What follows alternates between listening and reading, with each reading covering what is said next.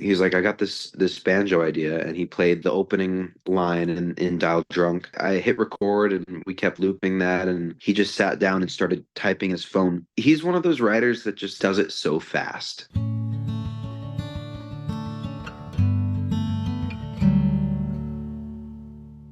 My guest today is Noah Levine, also known as Noah in the Open. He is a songwriter, artist, producer, and multi-instrumentalist from Austin, Texas. He studied music production and engineering at Berklee College of Music in Boston until he received an offer to join Noah Kahan's band on tour as lead guitarist. He also co-wrote 2 songs on Noah Kahan's album Stick Season, We'll All Be Here Forever, No Complaints, and the hit single Dial Drunk.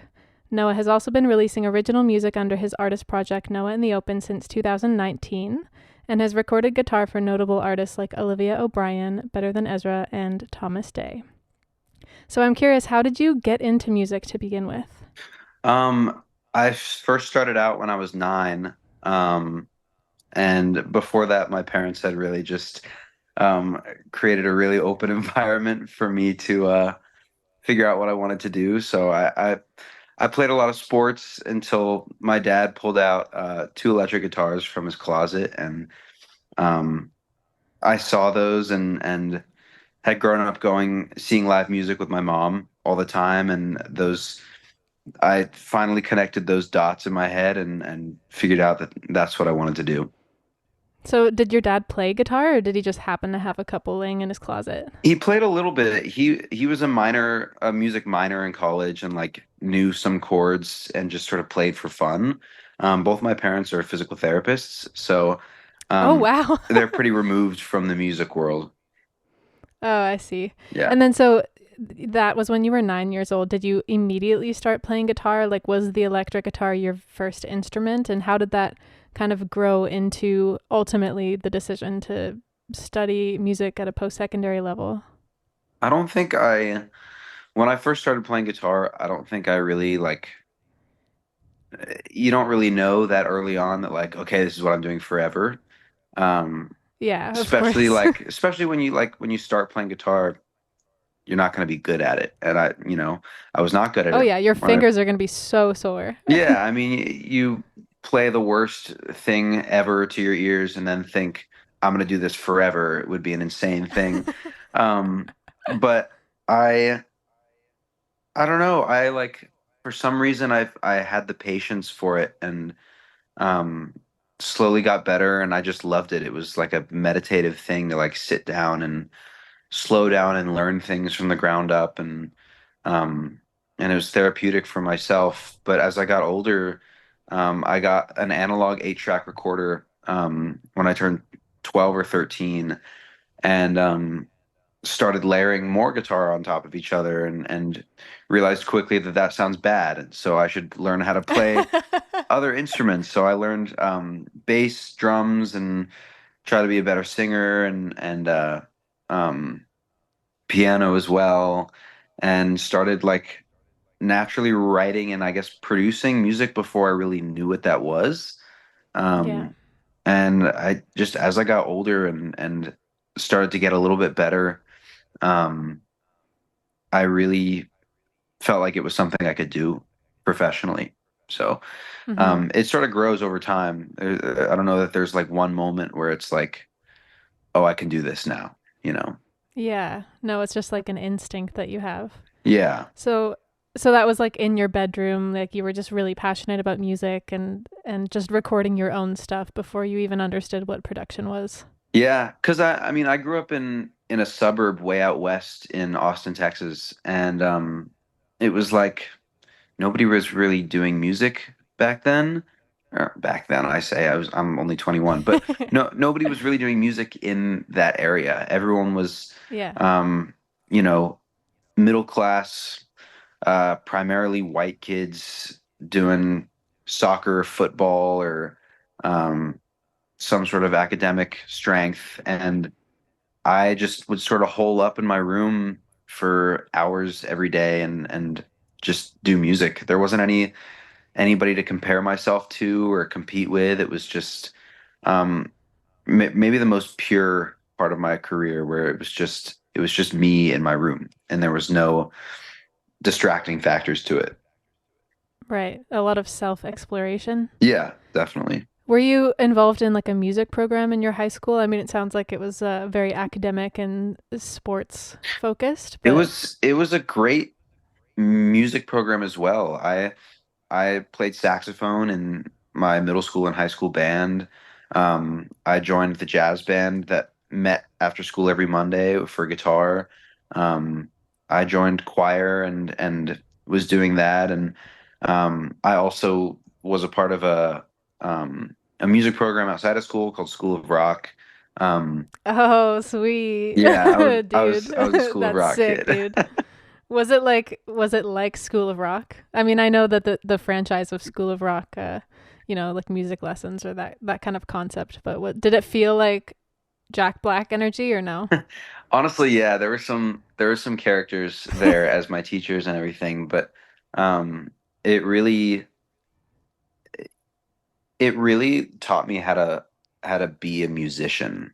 Not so much in the Right. playing sense, but in the culture sense. Like it's a performance-based music school, so we would work for 3 months with everybody um, and work on a show that we would play at like this downtown club in Austin and how to show up on time and load in and this is how you wrap a cable and it was really just like kind of felt like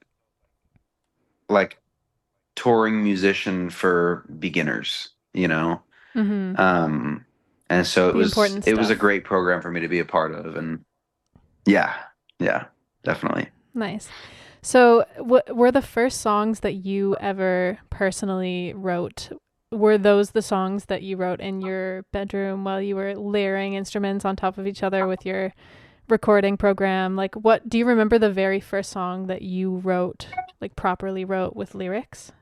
Yeah, first song I ever wrote was a song called Special Place and it was like I was 13 and my dad and I had this we had a spot like in our neighborhood where we would go and sit and it was this beautiful view and we would sit there and we just called it our special place and like that seemed like the thing to write about at the time and Oh my God, that is the sweetest thing I've ever heard. thankfully I don't think it's still available for anyone to hear but it is uh I have it in my personal hard drive. So You have it in the depths of your brain too, probably. yes, That is yes. so sweet. I feel that, in interviewing a lot of songwriters for this podcast and knowing so many and also knowing myself, it seems like there's like we all have it in common that our first songs were very angsty Yeah. or like about like a love, like a relationship or Oh, a longing for a I had those relationship. too. Yeah. You're like, don't get me wrong, Yeah. but that's so special. I think that that's really magical that you wrote it about a special place that you had with your dad. Yeah. That is really sweet.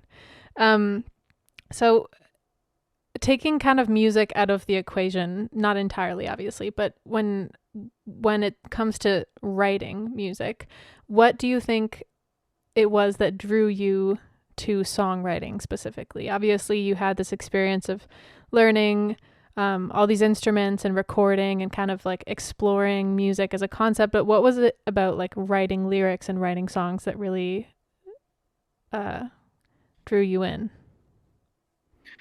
To be honest, the lyrics and the actual storytelling didn't really interest me until like the past year and a half. Um, I growing up, I always listened to music um, solely based off of like the melodies and the chords and how things made me feel. And so like you could ask me all of my favorite songs from when I was, all throughout middle school and high school, and I couldn't tell you what any of them were about. I just I loved the sound of them. I loved this like Mm-hmm. all the little elements and production choices and how the words sounded together. I just like that I didn't connect to music like that when I was Right. younger. And once I joined the road with Noah about a year and a half ago, he's somebody who is like the opposite of that spectrum. He is a storyteller Absolutely. and like one of the best ones doing it alive right now. And naturally, he Hmm. brings other songwriters like that in his circle, people we've had open for us, and his friends and other writers that I've met. And it's a special thing to see, to be on stage with him every night and see how his words almost exclusively connect so personally with every face that I'm looking at.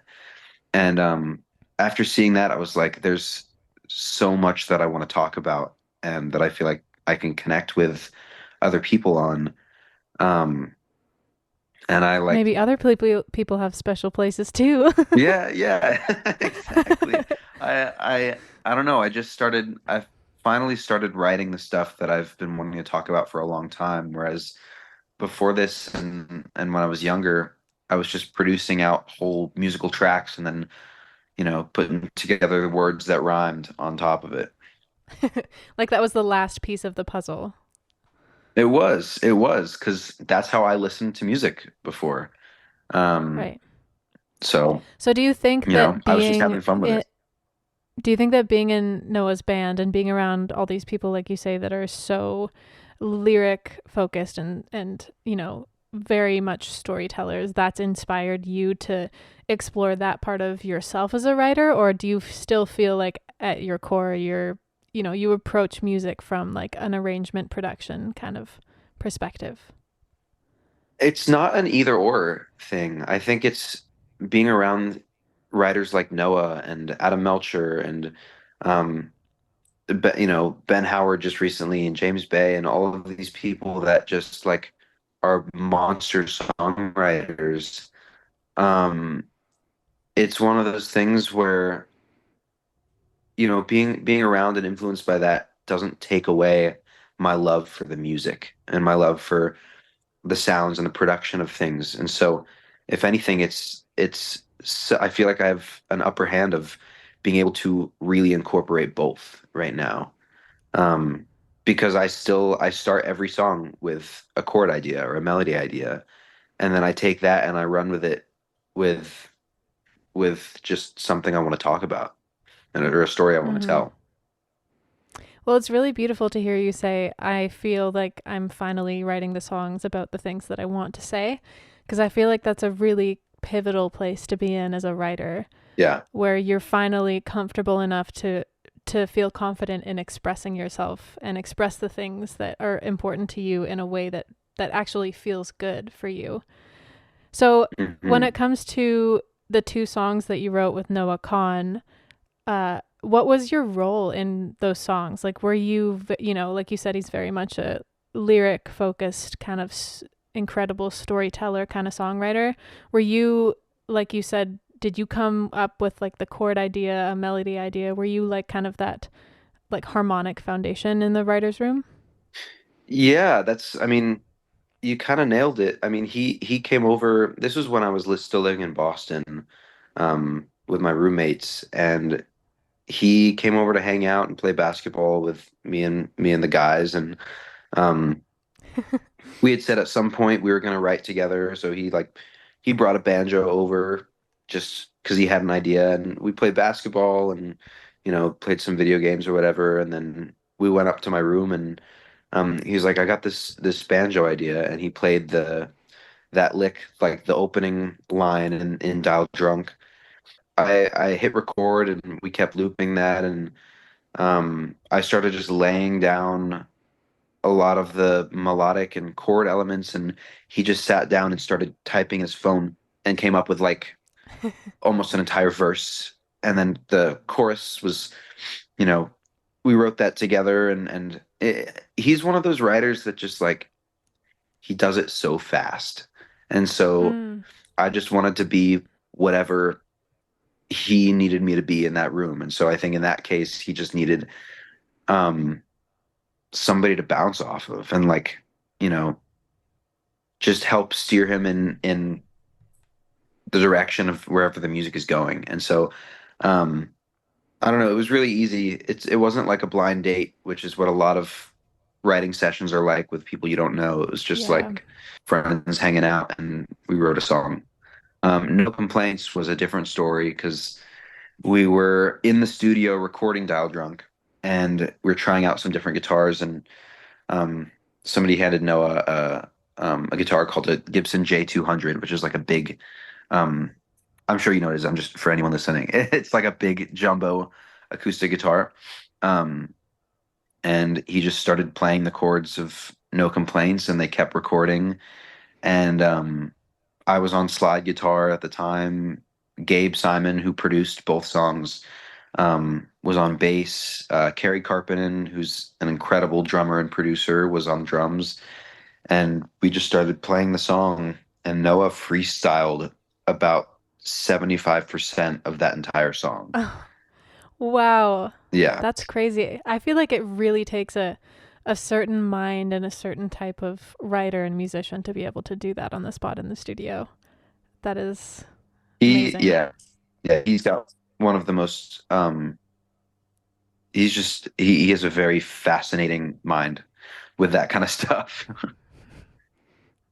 So, when to go back to writing Dial Drunk, just because I feel so many people know that song and so many people have heard that song, and I harmonize the entire song every time I hear it on the radio while I'm in my car.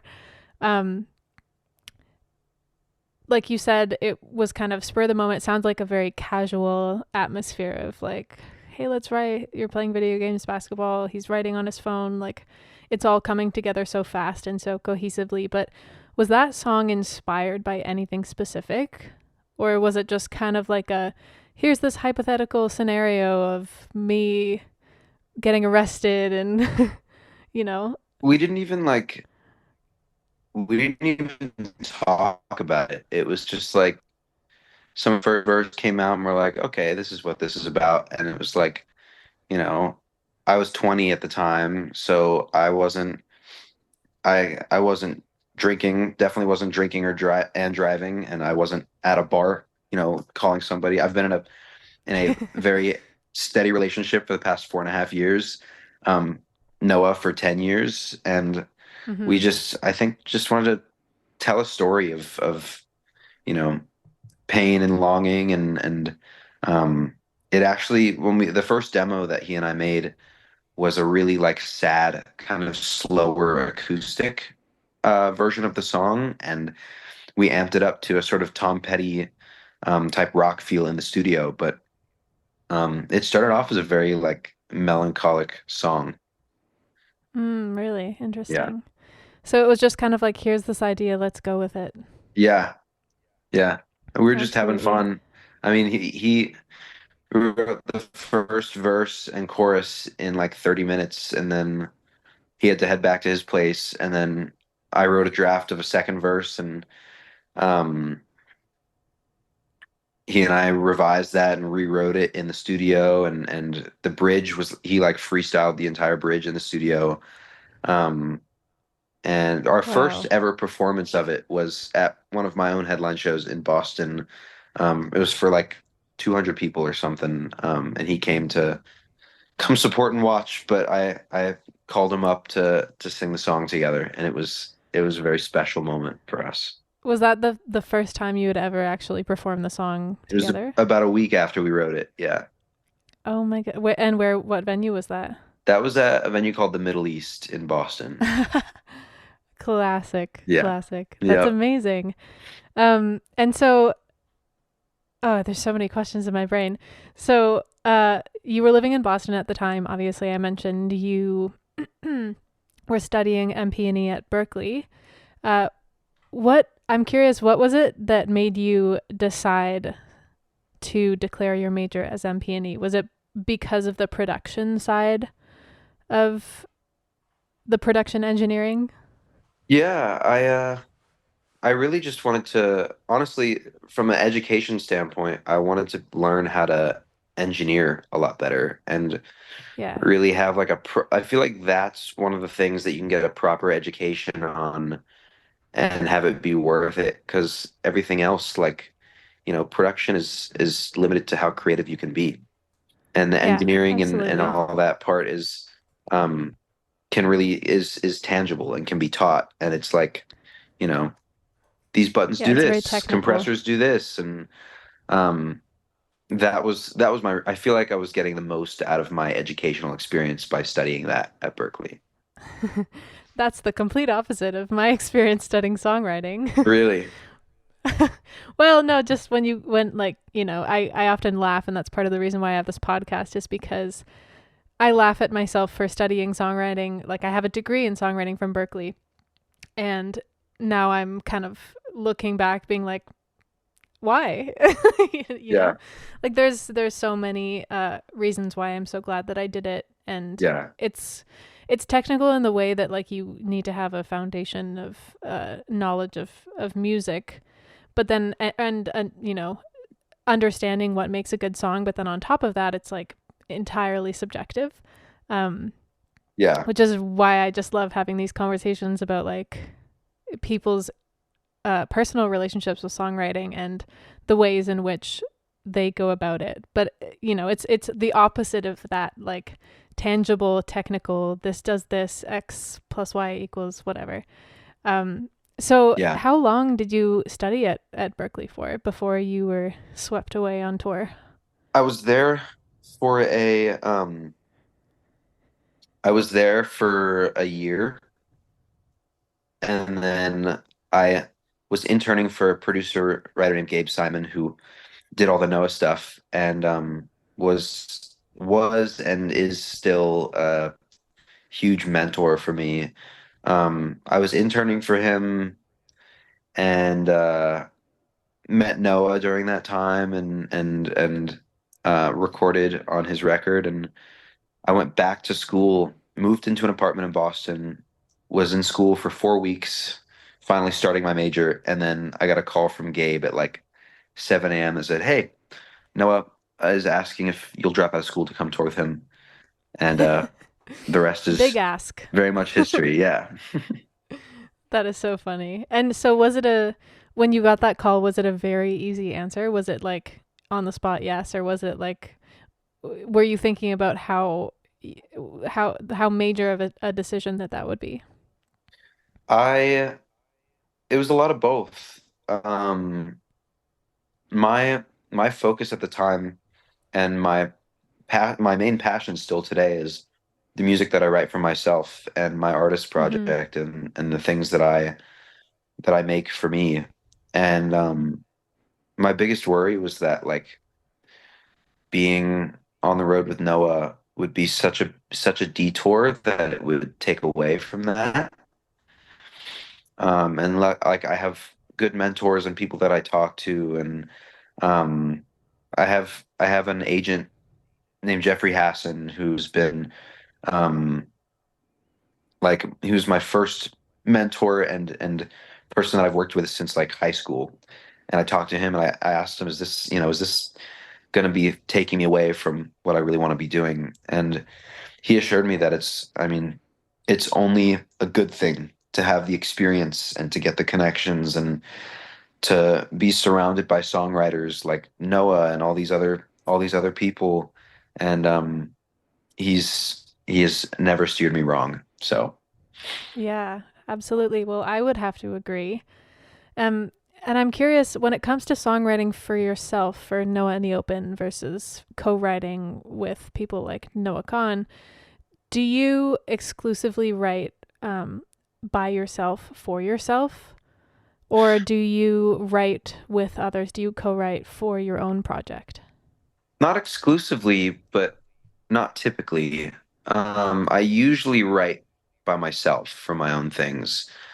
Just because I mean, I don't, it's hard for me to schedule a session with somebody and then write a song that I'm deeply connected with. Um, Mm-hmm.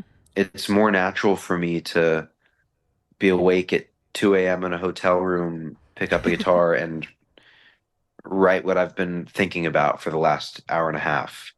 Um, Yeah. and that's not to say I'm against working and writing with other people for my own stuff. I love making music with people. It's like it is literally my entire life, and I love it. Um, but typically, the stuff that I write for myself that I love the most is um, usually written by myself. Very personal stuff. Yeah. And do you have a favorite song out of all the songs that you've released um, through your own project? Do you have a favorite song? Well, keep in mind it's been about 2 years since I've released a song, a year and a half, I guess. Um, so I'm like not loving any of that stuff right now. Um, You probably my have new songs that you're like, this is my yeah, favorite. yeah, I have a lot of new stuff that I'm working on, but um, from the past stuff, I feel like Mission Failed feels like the most me right now. Yeah. But I also like I love the production and the feel of Street Fighter and what I say in that one too. So Mm. those are probably my two favorites. And do you produce all of your own stuff? Typically, but I have, old friends at Berkeley who I love working with um and Gabe and I are going to be working on stuff in April together and um I have a best friend named Arthur that I do a lot of stuff with, and I don't know. I never want to be so naive as to limit myself to what I can do, because Yeah. as everybody just has stuff to offer that I can't offer myself. Whether that's big things or small things, it's everybody has something. Um, and I also feel like I have things to offer other people as well. So it's only natural to want to work with as many people as possible.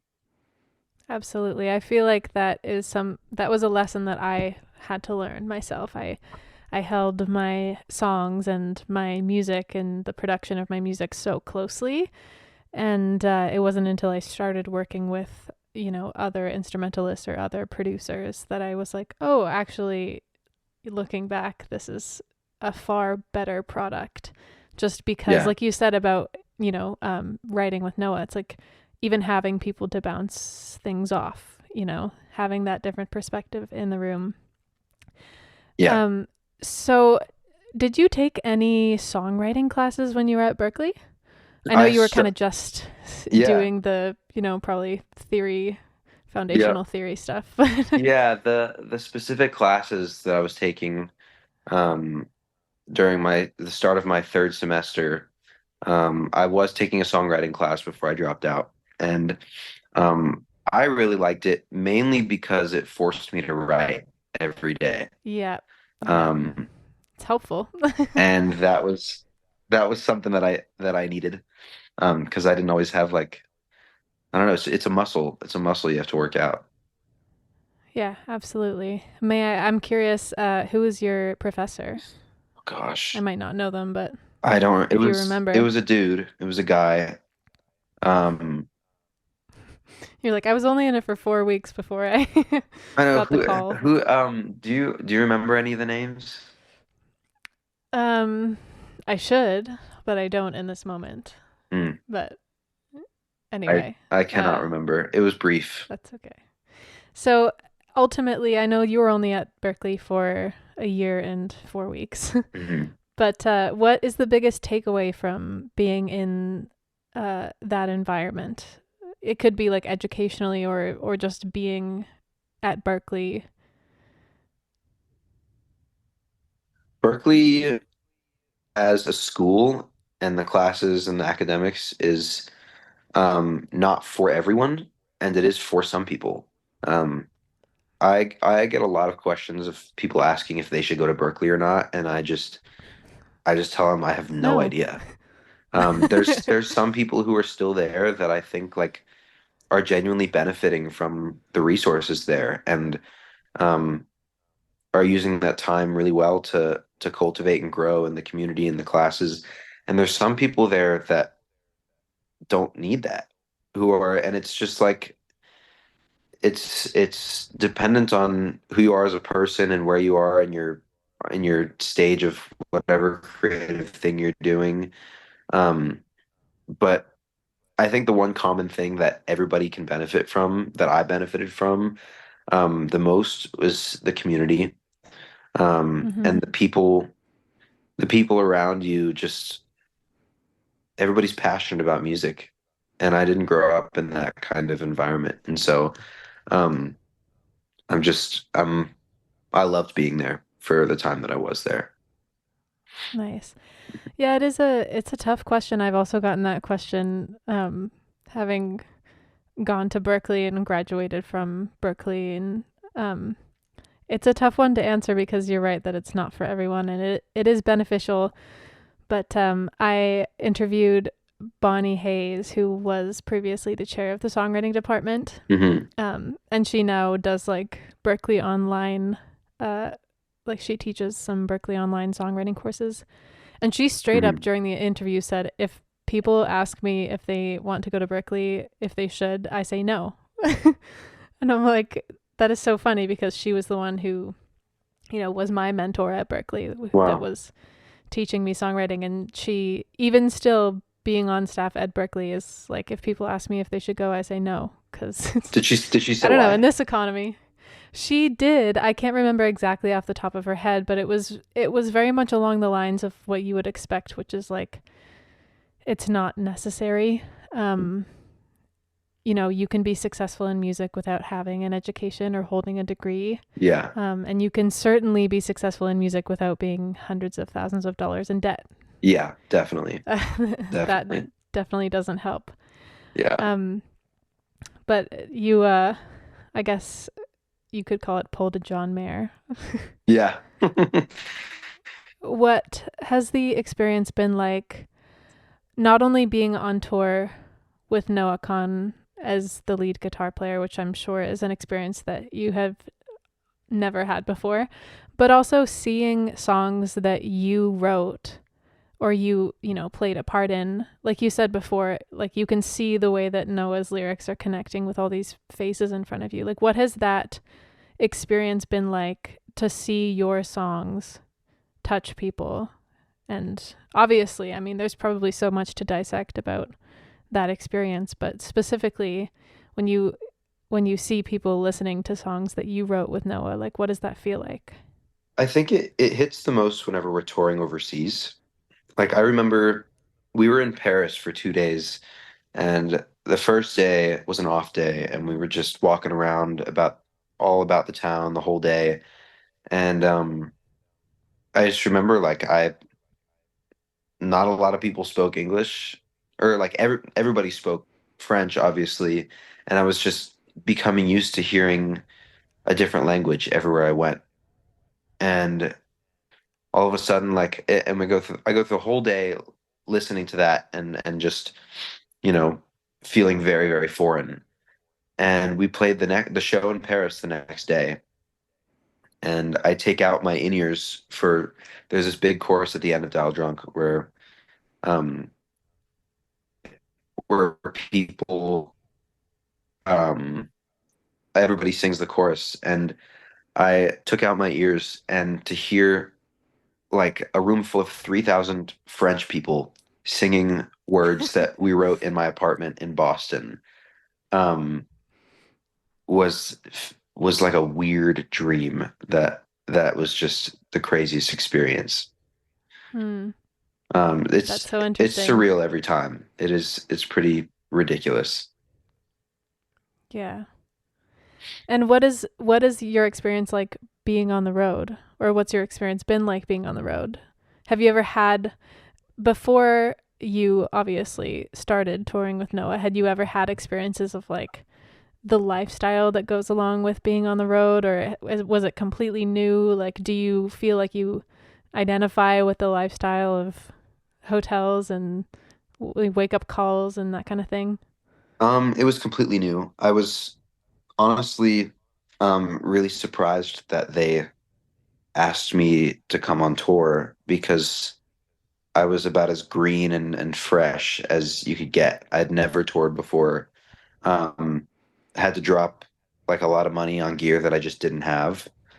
Um, that's and that's amazing though. it was a big adjustment. Um, just like it's a lot of travel. It's a lot more isolating than you'd think.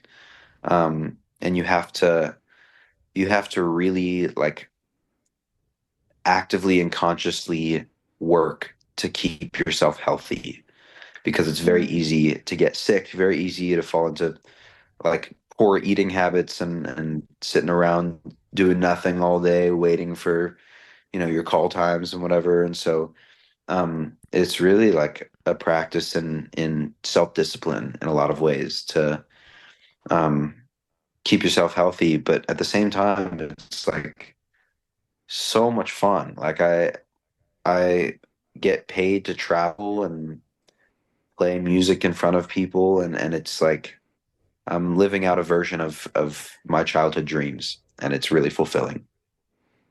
that's amazing.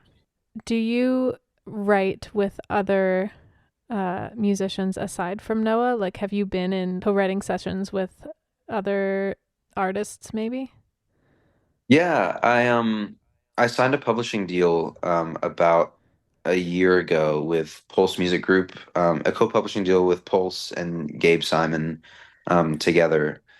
Um, and it's hard because we've been on the road pretty consistently for almost 2 years.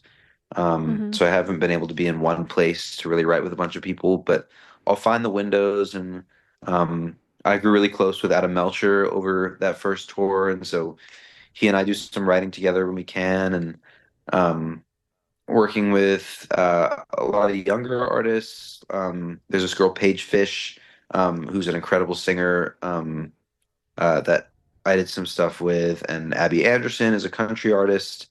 Um, a duo called Dwellers. Um, they're just it's I'm keeping my options open because I just at the core of it I love music and I love Mm. writing music and I'm confident that there's some sort of role I can fill um, in any sort of room. Yeah, absolutely. For I'm curious if you had like say a songwriter was had not ever been in a co-writing session before, had only written by themselves. What would you say to them are some of the most important things to keep in mind when it comes to co-writing specifically? Um, Probably the fact that you deserve to be there. I think there's a lot That's of, at least big. I struggle with a lot of imposter syndrome and feeling like I don't deserve to be in a room that I'm in. And it's just like it's a ridiculous anxiety-filled state of thinking that's just not productive and hinders you from making your best stuff. And so I still struggle with it. I'm in by no means over the hump of that. And I don't know that that's a hump you ever get over. I think imposter syndrome is um, a consistent thing throughout life. Um, but I think if you can start thinking about it early on and just be confident that you deserve to be where you are, um, then it'll do good things for you mentally in the future. I think that is huge, and I'm actually really glad that you said that. I expected it to be like a technique or something, and I think that you are so absolutely right. And some of my experiences co-writing have been just on the basis of like, why am I here, or like, what am I bringing to the table? That imposter Yeah, syndrome is something that I feel like, especially these days, is so prevalent in not only this industry but in so many. yeah, And it is hard to really truly believe in yourself enough to show up with your best foot forward and yeah, understand what you bring to the table. But it's funny that you say that because right before you were just talking about how you truly believe that you can, fit any role and you actually bring something to the table in every room. So I yeah. hope that you hear yourself saying that, um, because It it's funny is. you I just mean, like I contradicted said, yourself completely. I know. Well, like I said, I'm working on it, and it's like it's those words of affirmation. That also sounds like a very rehearsed. I deserve to be in this room, and I know I bring No, it's something to the it's table. That's it's like, so important though. I go to therapy and everything, and I'm Amen. it's stuff that I'm working on, and Um, Well, it shows. It's good. we'll continue to work on and you know, yeah. Yeah. But it's such a big one, not only in co-writing rooms or recording sessions, just in this industry. I think it's so easy to just be so hard on yourself because everything is Mhm. so subjective. Like the experience of creating music, yes, it's technical, but it also is very much like, what are we doing? Yeah, Anything's possible, you know? It's very like loosey goosey at the same time. So yeah. um, I love that so much. Um, all right. Well, I end every podcast episode by asking two questions. Well, it's kind of like a two-part question. The first question is, what advice would you give to your younger self when it comes to music and songwriting? And then also, on the flip side, what advice would you give to your future self? Um, to my younger self, I would say to listen to more music. Um, I listened to music very obsessively in when I was younger, but like in the way that I would obsess over one song or one album or one artist for months at a time. And I would like refuse to branch out. And it would just I would go through these phases and sections of like artists I loved listening to exclusively in that moment. And I still kind of do that. But um I think, I benefit from a wide range of musical influences and um all I'm saying is it could have been wider, uh, growing up. And to my future self, I don't know, my future self probably knows more than I do. Um, but I would say to man, I don't know. I really feel like my future self knows better than I do. I think I'm gonna leave that up to my best judgment of wherever I am then. That is really interesting. I haven't gotten that answer yet. Well, what kind of answers have you gotten? Because I'm actually really curious what people are telling their future selves. I think that most of my guests have approached that answer from the perspective of like what they want to bring forward in their life. So uh, Mm, I can't think of specific examples, but like don't take yourself too seriously, or I think that uh, it comes from a place of like what they're currently working on, like you were just talking about, like I have imposter syndrome. I'm going to therapy. I want to remind myself like you deserve to be where you are, then you as an then you know what? example. I think I think I'll say um, to just continue to do whatever is making myself happy in that moment because I had a lot of ideas of exactly the path I was going to be on from a young age, and I've strayed from that path many times, and I love what I'm doing, and I'm really happy. And if that one day changes and it's something else, um, then to go with it because Mm, there's no use keeping a promise you made to your younger self just because you promised, you know. that's beautiful. I actually feel like I needed to hear that. Oh, good. Yeah. No, just keep doing what makes you happy. And I do feel like, especially when it comes to music, and a lot of people that are artists or writers now have, expectations of themselves, or their child self has an expectation of like, what, I thought you'd be Yeah, famous by now, or I thought you'd be in this position, or, this, that, or yeah, the other. But it is really important to keep in mind, like, there are so many experiences and circumstances yeah, musically and in our life that have brought us to this day. So that's yeah, beautiful. definitely. Totally. Oh, well, thanks, Noah. Can you just tell people where to follow you, where they can find you? What's the best way to support you?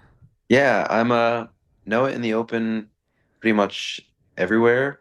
Um, my artist stuff is going to be my artist stuff is currently Noah in the open, but I'm making the change just to Noah Levine pretty soon.